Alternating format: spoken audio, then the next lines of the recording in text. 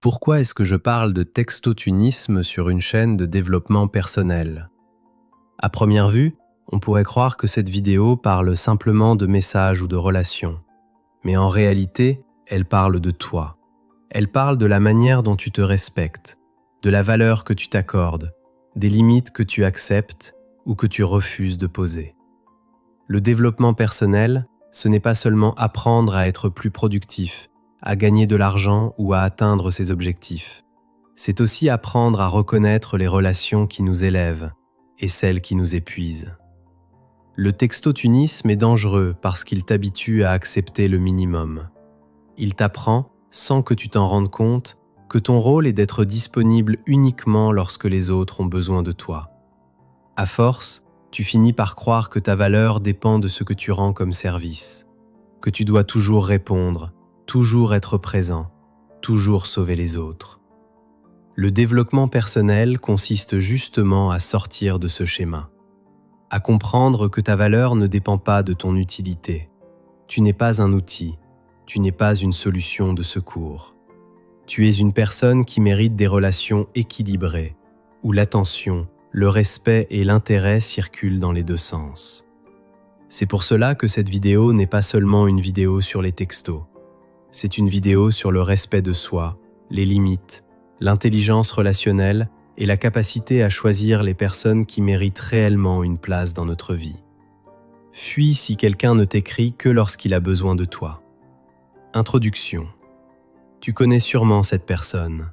Pendant des jours, aucune nouvelle, pas un message, pas un appel.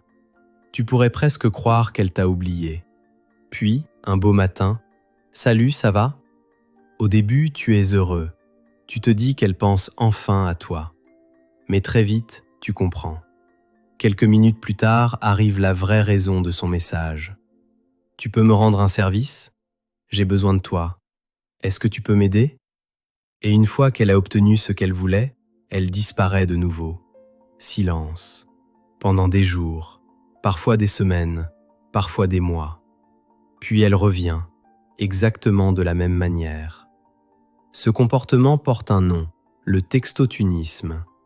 Le textotunisme, c'est l'art de ne communiquer avec quelqu'un que lorsqu'on en retire un bénéfice, puis de le laisser dans le flou jusqu'au prochain besoin. Et aujourd'hui, nous allons comprendre pourquoi ce comportement est toxique, comment le reconnaître et surtout comment ne plus jamais en être victime. Qu'est-ce que le textotunisme ? Le textotunisme ne consiste pas simplement à envoyer beaucoup de messages. C'est une manière d'utiliser les textos comme un interrupteur. On allume la relation lorsqu'on a besoin de quelqu'un, puis on l'éteint dès que ce besoin disparaît. La personne devient une ressource, plus un être humain. Elle reçoit de l'attention uniquement lorsqu'elle est utile, puis elle est ignorée jusqu'à la prochaine sollicitation. Le problème n'est pas qu'on demande de l'aide. Nous avons tous besoin des autres. Le problème, c'est lorsque toute la relation tourne uniquement autour de nos besoins. Une vraie relation fonctionne dans les deux sens. Le textotunisme, lui, ne fonctionne que dans un seul.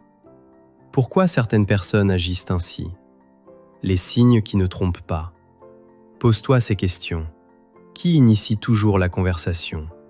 Quand cette personne t'écrit, est-ce uniquement pour demander quelque chose ? S'intéresse-t-elle réellement à ta vie ? Prend-elle de tes nouvelles lorsqu'elle n'a besoin de rien ? Ou bien ces messages suivent-ils toujours le même schéma ? Un bonjour, une demande, puis le silence. Si tu reconnais cette mécanique, il est possible que tu sois face à une relation déséquilibrée. Certaines personnes le font par égoïsme, d'autres parce qu'elles considèrent les autres comme des solutions à leurs problèmes. D'autres encore parce qu'elles savent que tu répondras toujours. Elles savent que tu es disponible, que tu es gentil, que tu culpabilises facilement. Alors elles reviennent uniquement lorsqu'elles ont quelque chose à gagner. Le pire, c'est qu'elles donnent parfois juste assez d'attention pour entretenir le lien. Un « tu me manques », un emoji, un « comment vas-tu ?» Mais cette attention disparaît aussitôt leur objectif atteint. Comment réagir ?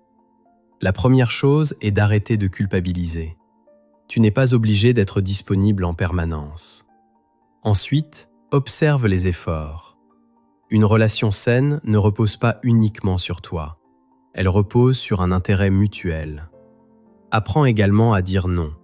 Tu verras quelque chose d'intéressant.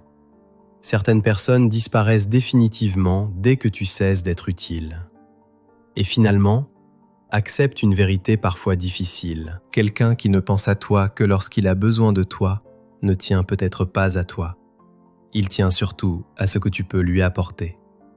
La différence est immense.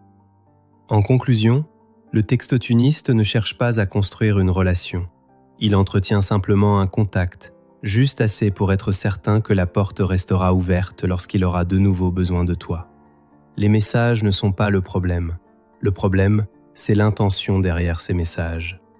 Quelqu'un qui tient sincèrement à toi prendra aussi de tes nouvelles lorsqu'il n'a rien à te demander. Il partagera des moments avec toi sans attendre quelque chose en retour. Il entretiendra la relation. Parce qu'une relation n'est pas un distributeur automatique de services. Si tu as l'impression d'exister uniquement lorsque tu es utile, pose-toi cette question. Est-ce que cette personne m'apprécie vraiment ou apprécie-t-elle seulement ce que je fais pour elle ? La réponse à cette question peut changer bien des relations. Parce qu'à partir d'aujourd'hui, tu choisis ceux qui te choisissent et continues à construire la personne que tu veux devenir. Ici, nous ne cherchons pas à devenir parfaits. Nous cherchons à construire une vie qui nous ressemble.